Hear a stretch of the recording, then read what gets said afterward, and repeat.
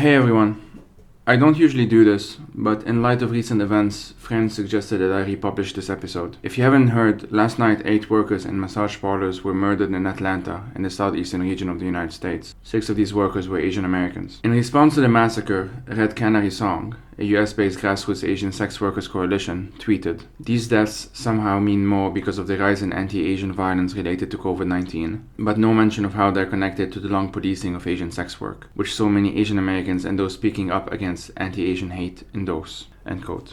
As it happens, in July of 2020, I had interviewed Kate Zen, one of the organizers with Red Canary Song, which also organizes transnationally, with Asian sex workers across the diaspora in Toronto, Paris, and Hong Kong. In whatever capacity I can, I stand in solidarity with sex worker and massage parlor workers and activists everywhere in the world, and my thoughts go to those who lost their lives in this hate crime. Before sharing this episode, I wanted to read out the declaration of support that is being passed around. You can find it in the description of this episode. You will also find links to donate in the description and on the Twitter account @FireTheseTimes. We, the undersigned, join the Butterfly Asian and Migrant Sex Worker Support Network in building a community of allies who support the rights of migrant sex workers. In signing this declaration, we commit to listen to the voices of migrant sex workers and to taking their leadership towards solutions that will bring about migrant and racial justice, and to improve the health, safety, and dignity of migrant sex workers. Migrant sex workers are harmed daily by criminalization, racial profiling, surveillance over policing, stigmatization, and consequential discrimination that compound human rights violations against migrant communities working in the sex industry. We recognize sex work as work. Sex workers' labor and human rights should be protected and respected. Migrant sex workers should be afforded all legal protections. We should respect the agency of migrant sex workers and stop imposing labels of trafficked victims. We believe in creating opportunity and promoting health, human, and labor rights. Access for migrant sex workers to migrant and racial justice, example anti-racism and status for all, are the best ways to prevent and resist exploitation, violence, and oppression against migrant sex workers. We reject criminalization, repressive policies, and efforts to quote-unquote rescue, which not only harm migrant sex workers, but also denied migrant sex workers agency. We call for the following key reforms to promote racial and migrant justice of migrant sex workers and protect their human and labor rights. Full decriminalization. Removal of all criminal laws specific to sex work and related to activities, including sex workers, client, and third parties. Elimination of immigration prohibitions on migrants who engage in sex work and related industries. An end to policing, racial and social profiling, and the use of criminal or rescue models. Stop using anti-trafficking initiatives to justify the intrusion of law enforcement in places where sex work happens, including indoors sex work businesses. Review existing anti-trafficking policies and programs that conflate sex work with human trafficking, and revise policies to remove assumptions that sex work is a form of trafficking or sexual exploitation. And full and permanent immigration status for all. Immediately ensure full immigration status for all migrant sex workers in Canada, without exception. Guarantee access without fear to all municipal, provincial, and federal services, rights, and protection to migrant sex workers. As a parenthesis here, although it mentions Canada, as I mentioned, these coalitions work across the diaspora, in Canada, the US, and everywhere else. And I end now. We write this statement in solidarity with migrant sex workers to fight for dignity, equality, and justice. As I said, all of the relevant links will be in the description, as well as on the Twitter account @FireTheseTimes. Thank you for your time. So this is a conversation with Kate Zen. She's an organizer with Red Canary Song, a US-based grassroots Asian sex workers collective. I wanted to have this conversation with Kate after watching a webinar in which she participated and in which she argued for the importance of transnational solidarity in the context of advocating for sex workers' rights. We spoke about such things as criminalization of sex work and why we should oppose it, about Basebuilding, and about mutual aid in the context of COVID-19. Kate gave us a background into why Red Canary Song came into being and how they've been trying to organize transnationally with Asian sex workers across the diaspora in Toronto, Paris, Hong Kong, New York, and so on. So I really hope you enjoyed this conversation and you find it as valuable as I have. And yeah, thank you for listening. So as usual, you can follow the podcast on Twitter @FireTheseTimes, and if you like what I do, please consider supporting this project with only $1 a month on Patreon on buymeacoffee.com, and you can also do so directly on PayPal if you prefer. Patreon is for monthly, PayPal is for one-offs, and Buy Me a Coffee has both options. And if you cannot donate, you can still help by reviewing this podcast on Apple Podcasts or wherever you get your podcasts. Thank you.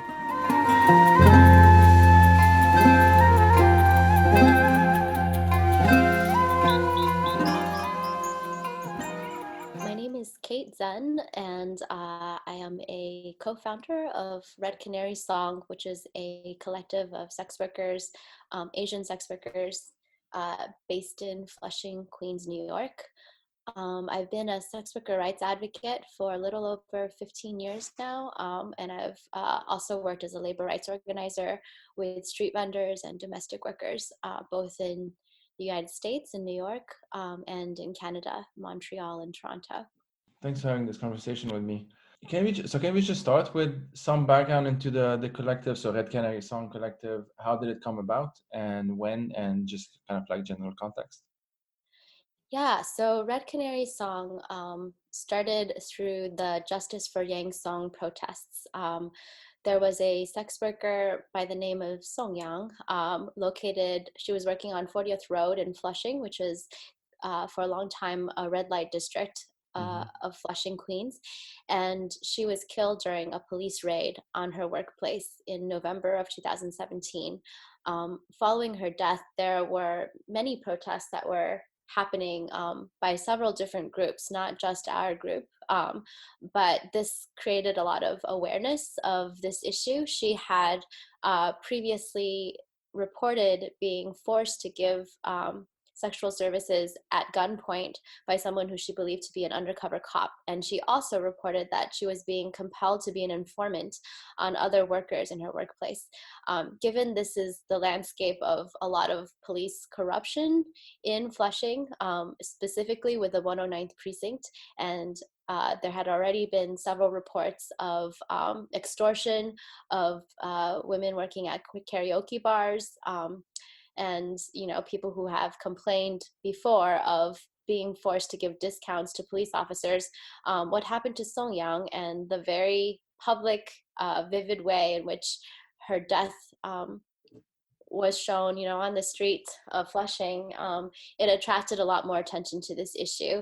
Our group organized around, the same time as Decrim New York was growing and as a movement in New York City, where a lot of different allied groups that had been working on the issue of sex worker rights in concert with other issues of LGBTQ rights and criminal justice reform came together to pass a bill that would decriminalize sex work in New York State. Our background, and specifically our organizing framework, came from the work of Butterfly in Toronto, where I had been organizing prior to coming back home to New York City.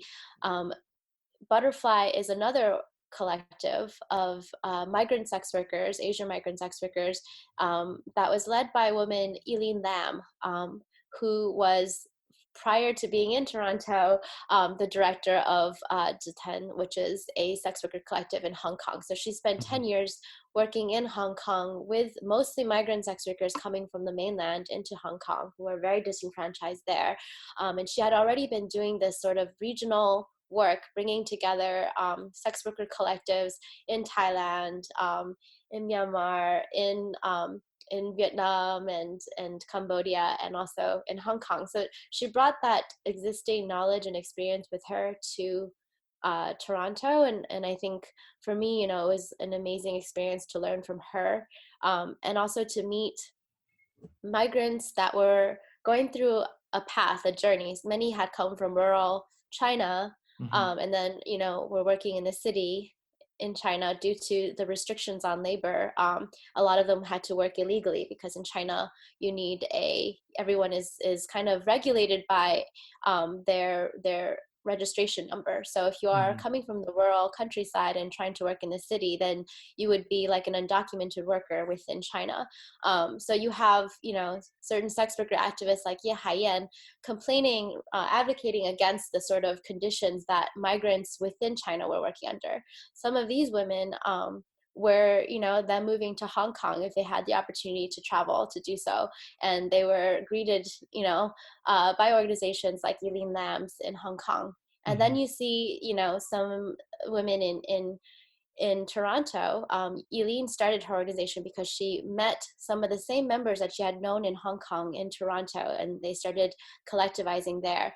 And some of these women have, actually traveled through Flushing, New York. And so you have this migratory pattern where people who have been deeply disenfranchised, throughout the last, few decades of China's development, that has been helpful for some, but also very, very unequal and oppressing for others.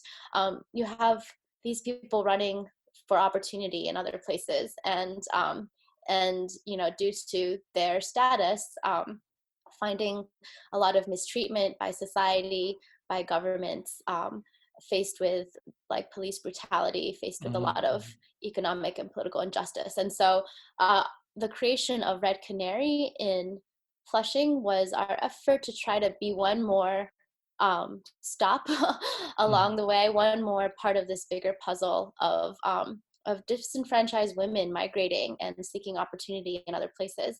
And so we very much tried to create our organization under this similar model that Butterfly has built in Toronto. So I want us to get a bit into the importance of representation, because on the website, one of the slogans is like nothing about us without us. But before doing that, would you mind just giving some background into like your own, again, like with as much details as you can, obviously, or you want. You mentioned that you started in Toronto, or was it in Hong Kong first?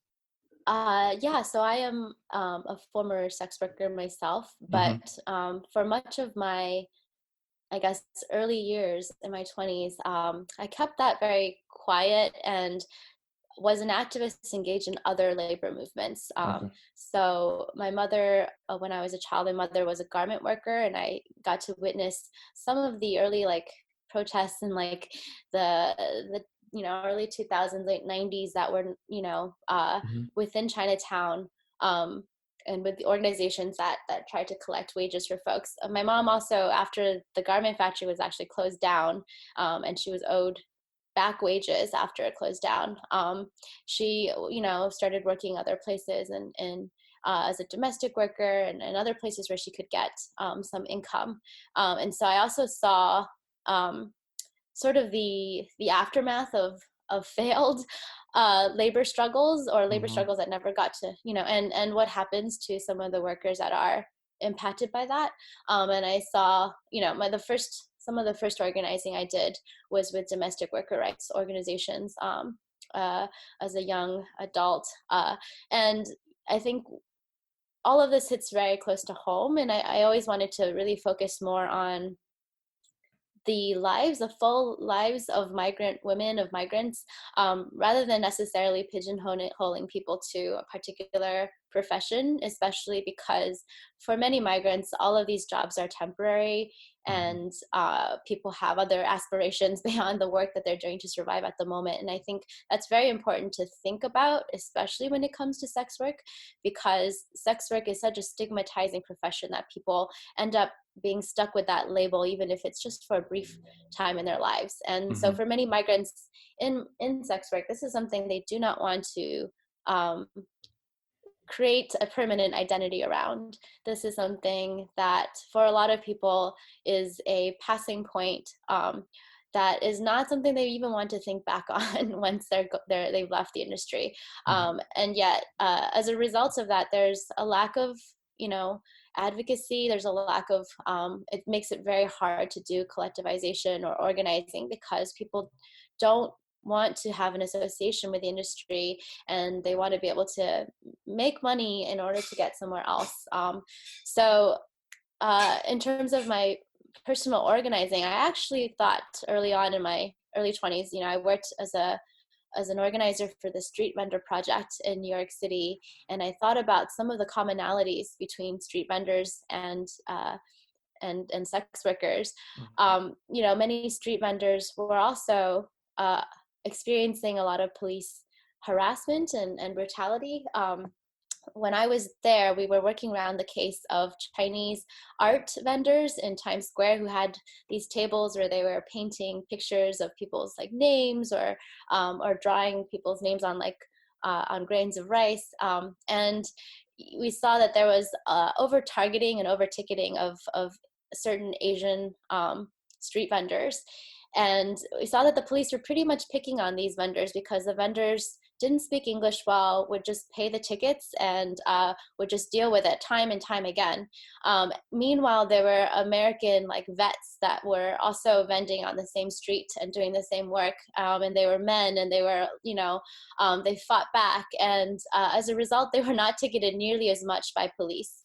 And so what you see is, when work is in this sort of region of a gray zone where it's kind of semi-criminalized, there's not enough licenses, there's not street vendors in New York City often do not, most of them do not have the license to vend because those licenses were capped in the 70s. So most people either have to buy a license off the gray market at many, many times the actual price, or they just simply face the risk of arrest every single day in their work.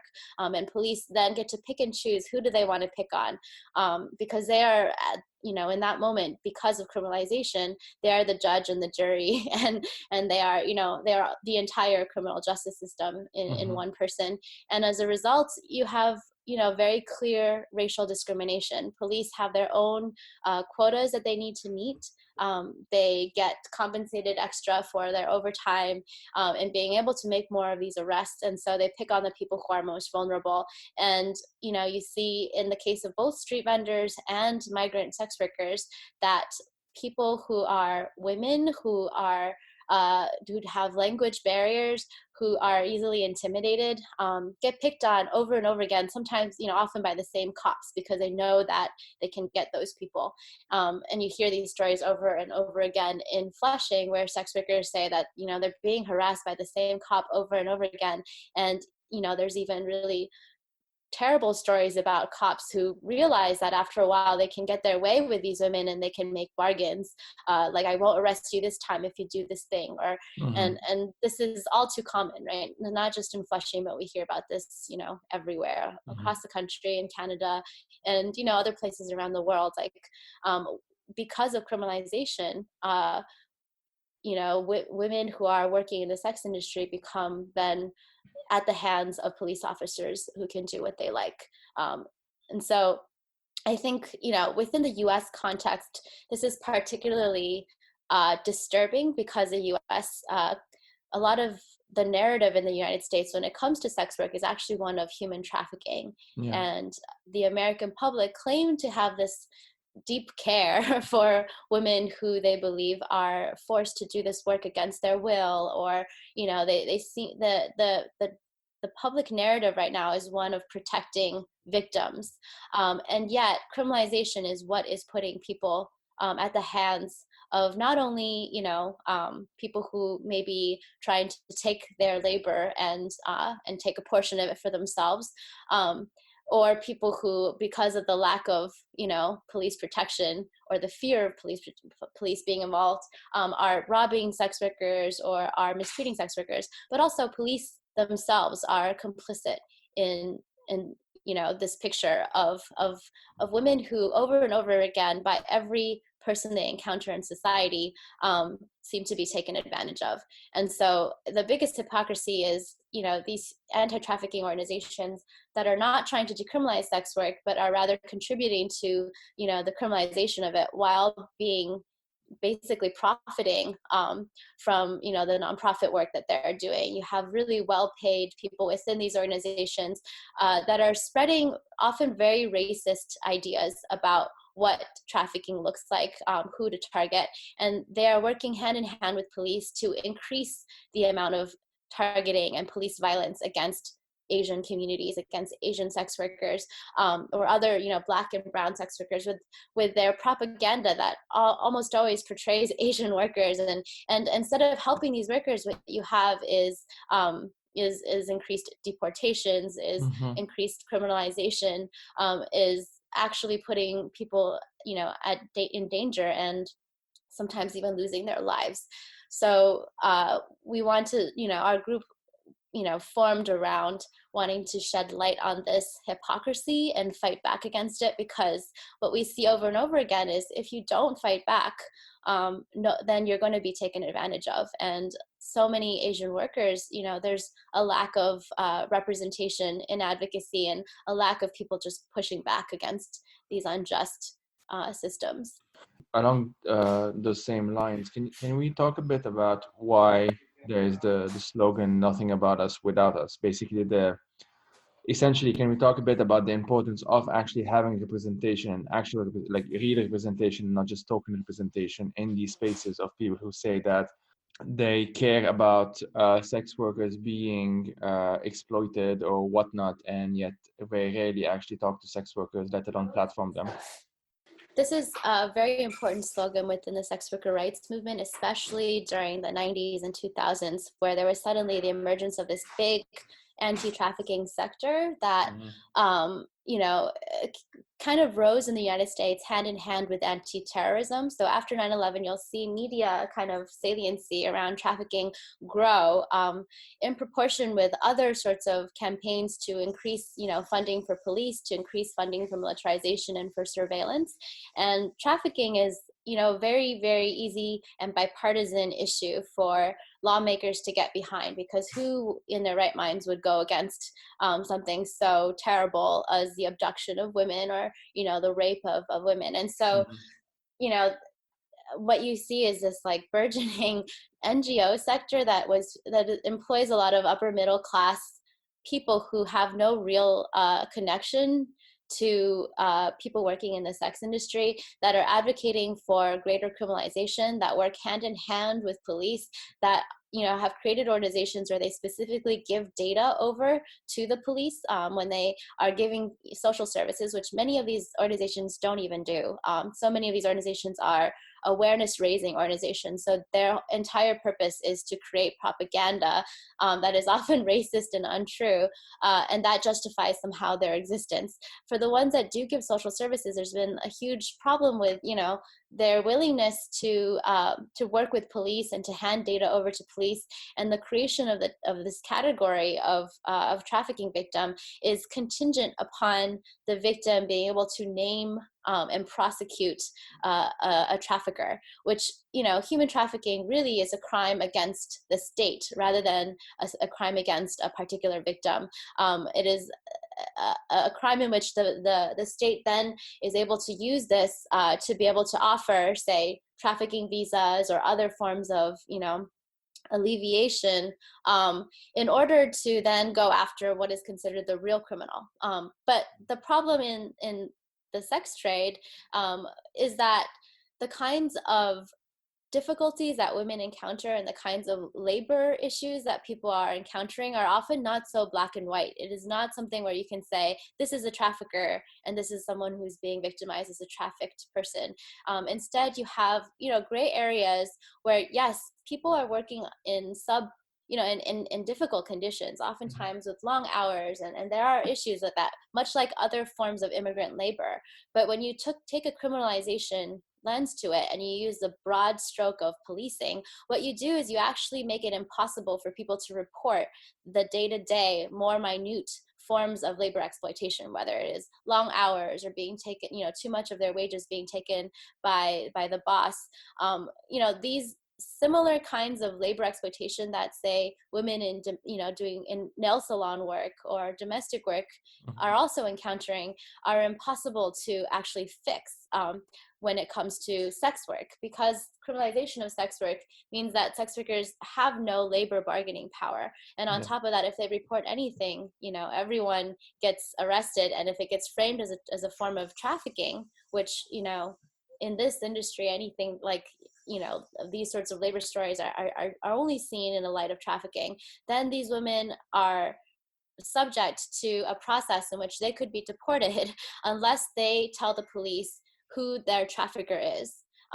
They only get these protections like T visas or other kinds of, they're usually under the criminal justice system as someone who is a criminal first, and then they're offered this way of buying themselves out of the system if they can name the bigger criminal. And the problem is, if you look at a lot of these massage parlors and places where people work, a lot of these are owned by women who are former sex workers.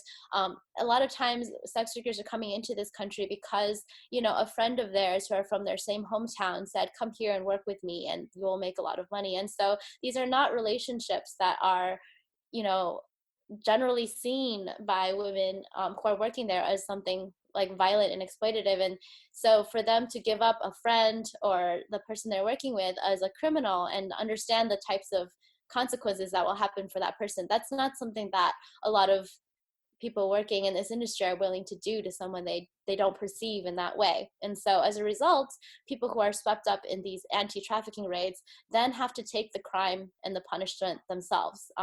So by being unwilling to name a trafficker, then they are, you know, a sex worker, they are a prostitute, they are the one that is breaking the law. And yeah, under the US federal law with immigration, prostitution is deemed, you know, wrong under the moral turpitude clause. So anyone that has come into this country as a migrant and is doing sex work is definitely is illegal. And so so for people that are caught up in this, if you can't prove you're a trafficking victim, then you are a criminal that is punishable by, you know, a very high degree. And instead of offering substantive help that is centered around the actual needs and stories and you know, the actual helpful measures that people in this very exploited labor sector are asking for, instead the anti-trafficking movement tends to center the saviors. They tend to center these cops that are supposed to come in and rescue everyone. They center these nonprofit industry, you know, upper middle class, you know, charitable foundations that are about like their own efforts of being heroes. And it's a very classist narrative.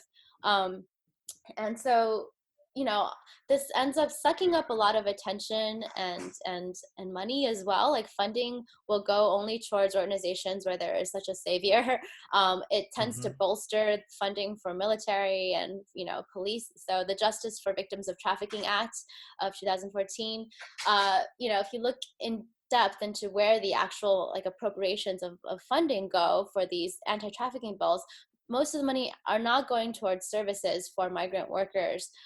Instead, it goes towards creating Hero Corps in the police, which is you know, veterans that are able to have a new job in the police, going after sex trafficking. Is that what it's called?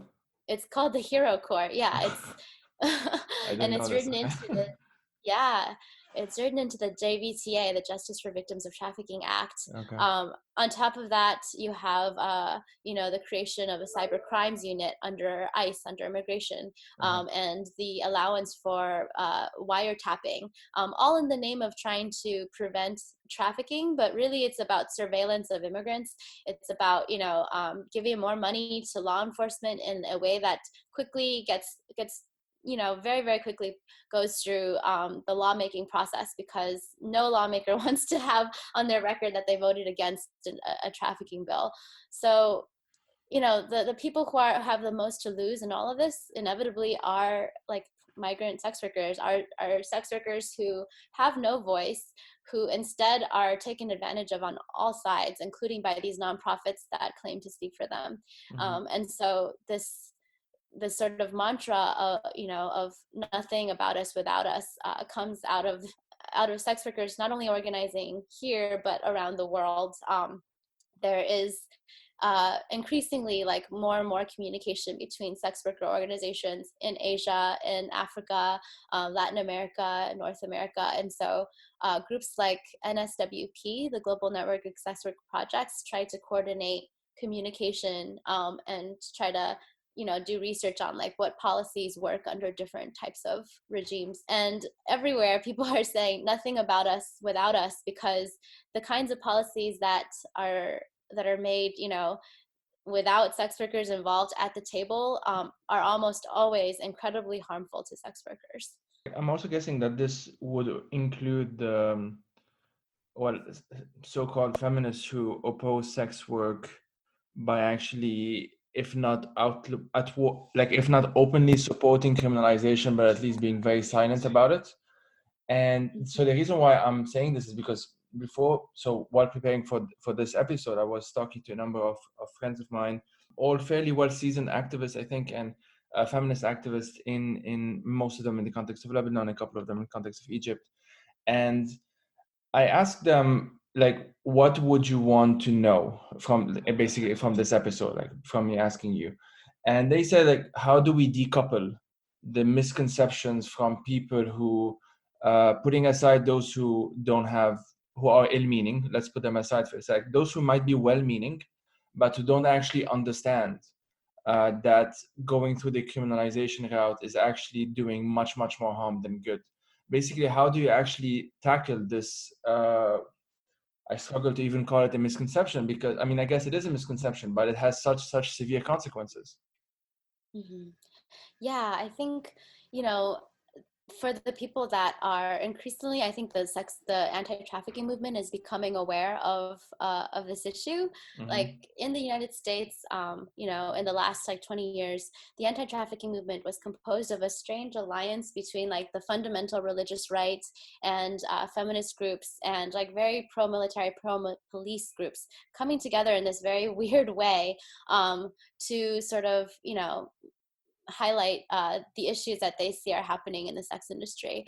Increasingly, that attention is given not only to the sex industry now, but to forced labor in general, which is, I think, where the attention should go. When it comes to domestic work or farm work, you have a lot of migrants coming in that are tied to prohibitive visas that make it so their hosts can take advantage of them, their employers can take advantage of them, and also, increasingly people are seeing that the ways in which to approach those issues, you have to actually look at the immigration system and look at what categories are putting people at risk. You can't tackle something like sex trafficking without also looking at the immigration system, and if you only focus on like the bad guys or like criminal justice, you're missing the real picture here of why people are at risk and why people are vulnerable. So work that anti-trafficking activists are doing in looking at immigration law and looking at labor rights for all workers, including workers that do not have status. What are the mechanisms in place to regulate and to inspect and to make sure that these workplaces are free from oppression, from harm? I think those are the same kinds of measures that need to be extended to the sex industry.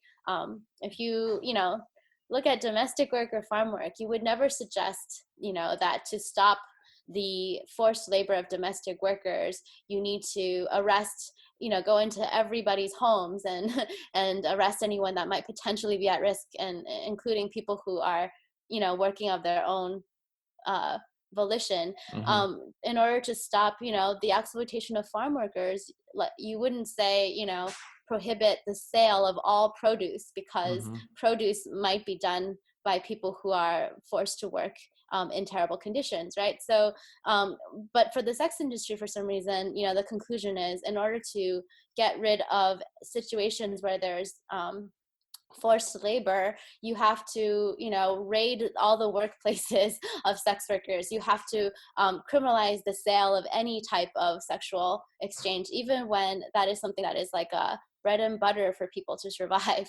And so those kinds of measures are just, the logic that is enforced on the sex industry is so different, and it makes no sense from the way that you would tackle the same problems for immigrant workers in other industries. And so I think the more that activists who care about this issue are looking at the different systemic ways in which immigrant workers are made vulnerable, and what realistic systems can be put in place to protect those workers, and then extending that to sex workers, I think that is the best way to actually work on this issue. If you were talking about just your own experience in New York and Toronto and Hong Kong, if I would just ask you, like, how can base building through this labor rights framework, so to emphasize the work component, the labor component, sorry, let me simplify it. I'm sorry, maybe I'm just complicated for no reason. How would you explain base building, basically, for those who don't really know how it works? Okay, so base building is a process. The word comes out of like Saul Alinsky tenant organizing in Chicago, and is part of this a model of building political power with people power, rather than centered around politicians, or centered around resources, money, the nonprofit industrial complex. The idea around base building is that all power should be centered on the experiences of people, and the more that you get people together little by little through this methodology of knocking on doors, having these one-on-one conversations, making the ask of asking people to join in a meeting, building a sense of camaraderie through those meetings that are social in nature, but also then help people to see their life circumstances in a politicized way and see their daily experiences of oppression as part of a bigger system. Then taking that analysis and a few people within these meetings that stay on and decide to become members of your organization to then build and create analysis that is not coming from an academic standpoint, from top to bottom, but rather from a grounded way of people's just daily circumstances and lives and how they experience the world. This is all part of a model of building people power that we refer to when we talk about base building. In terms of looking at sex work from a labor angle, besides, I think, being a sex worker and doing organizing within sex worker circles, how would a labor angle look for people outside of sex work? I think one way of examining this is actually to look at the way that patriarchal marriage has created a division of labor where women have been forced traditionally to do reproductive labor for free. It is a form of expected forced labor, if you will. Marriage itself, as the marriage contract, is a way of forcing the reproductive labor, the domestic work, the sexual labor of women, and keeping women locked out of the economic system, through prohibition of women owning property, which has been throughout the world, the case throughout most of history. Keeping women from being able to participate in public life has meant that women have no option but to depend on their husbands. And then putting on top of that an ideological way to enforce that type of forced labor, so that it is tied upon women's reputations, so that so that sluthood or any type of sexuality that is not abiding by this heteronormative obedience to the person you are married to, then makes you the worst type of human being, right? You said this word is like animal, like it's subhuman. That is an ideological way of enforcing reproductive labor within a very patriarchal system that gives power to men, in which women's sexuality are actually the ownership, the property right of men, right? And so for sex workers throughout history, for whatever reason, whether it is, because of widowhood, which is a common reason why a lot of women have engaged in sex work, or divorce, or, circumstances for migrant women where they're seeking a different life outside of a place where they have any citizenship or any rights, and they need to rely on themselves.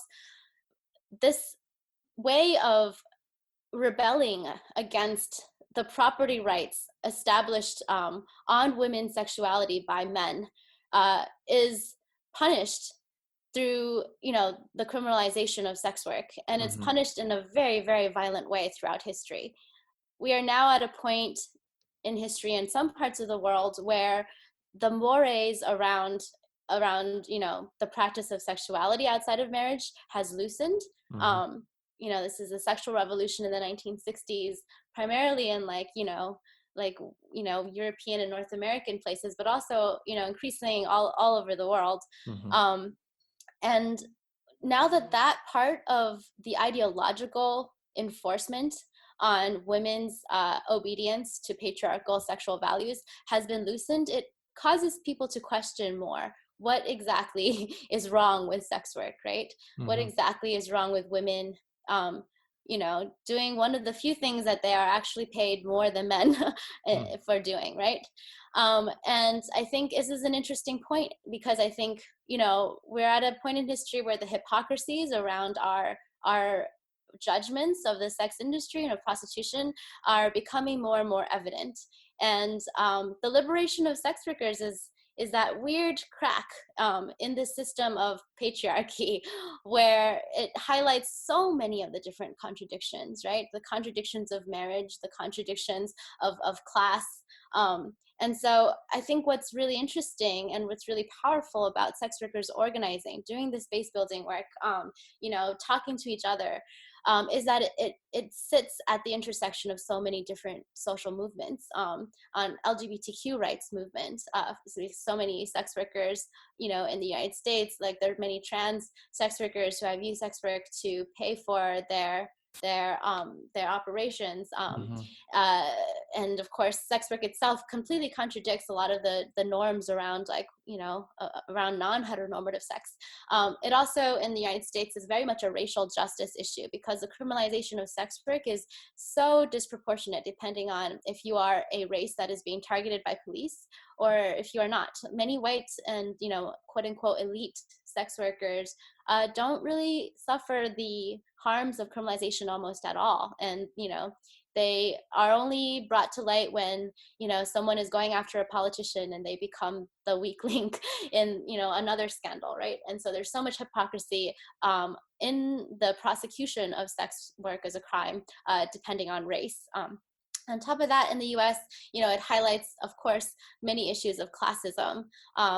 So sex work is also something that is always existed, but oftentimes it's a lower class of women that have had to do sex work even as they were in married life. So this idea that marriage and sex work are incompatible is essentially a very classist notion. If you look at New York City at the turn of the century, 1800s, when Emma Goldman, the feminist anarchist activist, was talking about why it's important to support sex worker rights. She's one of the earlier theorists on this. This was a time when it was said that 1 in 4 women, lower class women, I guess, in lower Manhattan in New York City, was engaged in sex work, and brothels were everywhere. And so it was just a form of work that was almost, for the women that were moving into urban environments, trying to make a living, often working in really low paid garment work and finding it to be insufficient. Sex work was everywhere. And it was this idea that women were either married and good women or sex workers wasn't true for the working class. Many working class women were working and were sex workers. And it's a kind of a bourgeois notion of the good woman versus the bad woman, where only people who are, upper middle class who can afford it could be good women protected by good husbands, and everyone else just had to work. And I think this is still the case now. You have, majority of sex workers have other relationships, are mothers, are taking care of an entire life that is separate from this like very abstract binary that we have of women either being sex workers or being like the good kind of women. Most women who are in the sex industry are everything, and you can't summarize any typical sex worker because, I think sex work is more divided internally based on circumstance, race, sex, class. Then you can find some commonality between all sex workers. And so I think right now at this moment, and it's I think a very interesting moment in the U.S. Sort of social justice history, in that the last 10 years you've seen the Occupy movement changing conversations about 1%, 99%, and bringing more class consciousness. You have LGBTQ movement and the gay, marriage being approved by the Supreme Court in 2015. And then increasingly after that, after gay marriage got approved, people started questioning even more. Like the queer rights, queer liberation movement is asking for more than, equality in marriage. They're looking for rights for people who are like trans, who are choose to be, outside of the whole system entirely, do not want marriage because marriage itself is oppressive in a lot of ways. And then, this is shifting the conversation and opening up ways for sex worker rights, for the things that people within the sex worker rights movement have been saying for all time, forever, to be given another look, right? And the mainstream media is much more receptive now to sex worker rights because of the attention to the rights of trans people, right? And then on top of that, I think in the US, since the BLM movement in late 2014, 2015 to today, like people are more aware than ever of racism and criminalization and policing, incarceration. And so as a result, turning a gender lens on policing and incarceration, you see that the majority of women that are being charged with crime are being charged with crime within like sex industry. And so right now, I think sex work is at a moment where suddenly it is at the intersection of many social movements that have been active and that are getting attention, and and as a result, like defending the rights of sex workers also means defending all these other social justice movements as well. But it wasn't always this way, and I can definitely remember just being an organizer years ago, where it felt to me like it would be impossible to fight for sex worker rights, because it is so far behind in what is considered a priority, what is considered like a fightable cause, that there was no way to bring people to even have this analysis. And I think what's really incredible about like 2020 is that people are ready to really listen to all these different arguments. They care about immigrant rights. They see these sort of ways in which like global inequalities have put people in this non-human status, which is, that is the worker status that people often come into sex work in. When people are undocumented, when people are coming out of incarceration, where they're not given full citizenship, sex work being also seen as a non-human place, a non-human destination, then becomes one of the few places where people can survive, can make a living. And so I think, tackling the issues of sex work and all the injustices that people experience within it requires having that broader analysis of economic injustice as prescribed by law, immigration law, criminal law, economic injustice and trade law, the ways in which different countries are, and races are treated differently in value, and how that history post-colonialism is brought into sex work. I think, as an Asian American like woman who is also involved in other social justice circles that look at imperialism and the impact on countries like Korea and Thailand, where you have prostitution happening alongside American military bases, brought in by the police, by the American military. It's easy to be reductive in analysis and see it only as something that, like, all sex work as being a matter of imperialism, and that the only way to sort of deal with this circumstance is to criminalize the purchase of sex and all. I think with every form of labor in which there is a lot of men in that work, in Flushing, this is seen as, a lot of the day laborers who are Mexican and Latin American day laborers, who are working under very, very terrible conditions themselves. They tend to be the ones who are the customers of sex workers. Same with militarization, wherever men are gathered together in this way, in which they're compelled to do a type of work that is often also forced. You have women that are working alongside them as sex workers. In the United States, the history of the railroad workers, the Chinese railroad workers who were imported into this country after the emancipation of slaves in 1865. These railroad workers were often bachelors, and they only wanted to make a bit of money and to return home. And alongside Chinese railroad workers was, groups of Chinese sex workers. And, I think it comes down to a bigger question of forced labor, gender and forced labor, physical labor, and the imbalance in power between, European white countries and other countries, where we have to really look at the way that all labor is structured, the way that all exploitation is happening, and how women specifically feel that brunt of it in the sex trades.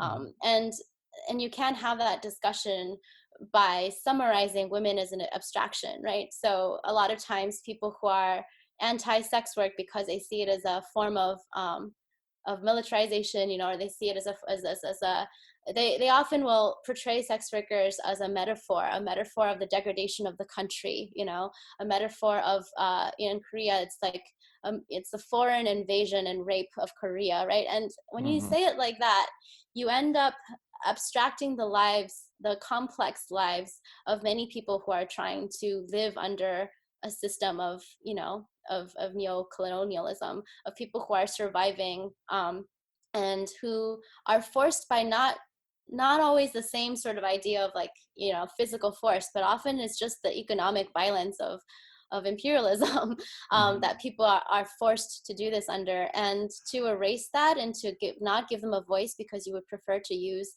the metaphor of them instead, I think is a big loss to a much more complex social justice conversation that we could be having. How has Red Canary been dealing with the COVID-19 pandemic? Because obviously due to the nature of the work itself, I would imagine that workers would be fairly vulnerable to what's happening. Yeah, so a lot of workers were deeply impacted by the increase in policing in the months before the lockdown in March. There was a very famous case of Robert Kraft, a wealthy sports team owner who last year in February of 2019 was arrested with a scandal in Florida with a Chinese massage parlor. As a result of that, and due to the fact that some of the workers in this Florida massage parlor were originally from Flushing, Queens, there was kind of a nationwide media attention being given to Flushing and saying that it is the epicenter of human trafficking. And so that was when you saw increasing raids. And so as a result of that, in Flushing and also across the country, there was more and more policing of the Asian massage parlor, not other forms of sex work, but particularly this version of it. And in the months before the lockdown actually happened, there had already been many, many months of hyper policing that was happening that was really, really only attuned to Asian sex work in this particular format, in business models that looked like the massage parlor. And so that, combined with the fact that the Chinatown and Flushing communities felt the stigma of COVID-19 before anyone else. People were already reading the news about, in January about COVID-19 in China, and they were beginning to avoid going to Chinatown. Not going to the restaurants. Like, a lot of businesses were failing or beginning to suffer. So the same happened with Chinese massage workers. They were already feeling it months before the actual lockdown. So by the time the lockdown happened, a lot of businesses in Flushing had already either been cleared out by police or ran out of business because it was over, people weren't going. And so at that time, people were as soon as the lockdown actually happened, people were incredibly desperate. They had already gone for months without the income that they needed. So Red Canary, our work during this pandemic has been partnering with groups like Legal Aid Society. They are lawyers that represent sex workers. They referred some of their clients to us, and we had other members refer their friends so that we can provide groceries and some stipends that we fundraised for. This form of mutual aid, which the term again comes out of anarchist organizing, is about how do you provide for each other without the structures of government. And this is necessary for people for whom the government cannot be relied upon, who are criminalized, right? There is no other system. Like, you can go to the police if you're harmed. So we circulate bad date lists saying, this is what happened here, this is what happened here, beware of someone who looks like that, because we already have to, we don't live in a system of police abolition, but we have to function as if the police don't exist, right? And same with mutual aid. Like, sex workers were not going to get any funding from the government during COVID-19. And so you have to provide our own. The idea of mutual aid, I think, has been watered down a lot during COVID-19 because everyone is claiming to do mutual aid, and it's, sharing money or raising money for each other. There is a political tradition that has more radical implications, which is how do we help each other separate from the violence of the state, of the colonial state, of the racialized, state, for people that have long been suffering under this governance, who cannot rely on the help of government or police at all.